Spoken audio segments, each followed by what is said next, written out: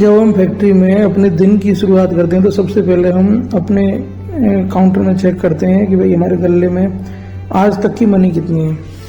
जो आज तक की मनी है प्लस आज दिन में कैश इनफ्लो कितना होता है, पूरा वॉच करते हैं फिक्स टाइम टू टाइम।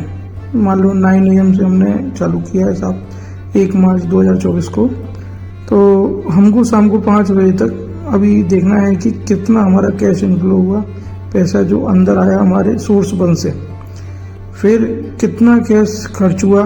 यानी कि सोर्स 1 में से ही उसका एक इंटरनल बिजनेस बना लेते हैं कि भाई अगर जो सोर्स 1 में हमारा इनकमिंग आया है वो सोर्स 1 में ही हमको आउटफ्लो करना है। अगर हमें अदर सोर्स में कोई काम करना है तो वो फिर डेबिट मानेंगे, या तो पैसा उधार लेंगे या पैसा उधार देंगे। इसी तरह से मान लो एक फैक्ट्री में अगर 100 सेक्शन चल रहे हैं तो 100 अलग अलग सोर्स में सबका अपना जो बजट होगा उसकी रेस्पॉन्सिबिलिटी वहाँ के फैक्ट्री इंचार्ज की होगी कि भाई वो अपना बजट कैश मेंटेन करें कि भाई लास्ट गल्ला कितना था, अभी कैश आया कितना है, कैश हमने खर्च कितना किया है, फाइनल अकाउंट में बैलेंस कितना आया है। जो बैलेंस है उसमें से यानी कि ओवरऑल जो फुल बैलेंस है उसमें से जो बचा है वो नेट आज का हमारा प्रॉफिट है इंडिविजुअल सोर्स का। तो अगर ऐसे 100 सोर्स हैं तो 100 सोर्स का प्रॉफिट।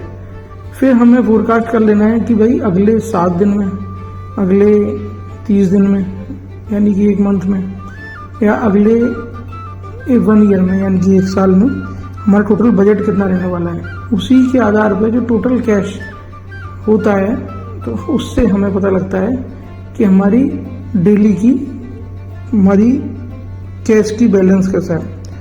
अगर हमारा कैश बैलेंस डेली पॉजिटिव में है तो हम डेली ग्रोथ करेंगे 1 by 1। अगर मान लो हमारा माइनस में इनकम है, आउट ज़्यादा है, तो कहीं ना कहीं हम पे उधारी बढ़ती जाएगी। तो हमारा जो भी सोर्स है, मान लो सोर्स 1, 2, 3, 4, 5 जिसकी परफॉर्मेंस डाउन चल रही है तो उसमें हमको देखना पड़ेगा कि भाई या तो वहाँ मैन पावर की दिक्कत है, या मशीन की दिक्कत है, या मैनेजर सही नहीं है, या उस सोर्स में इतना प्रॉफिट ही नहीं रहा है कि जो हमारा प्रोडक्ट बन रहा है उस प्रोडक्ट में प्रॉफिट ही कम है, तो यानी वो प्रोडक्ट तो हमको बंद करना पड़ेगा।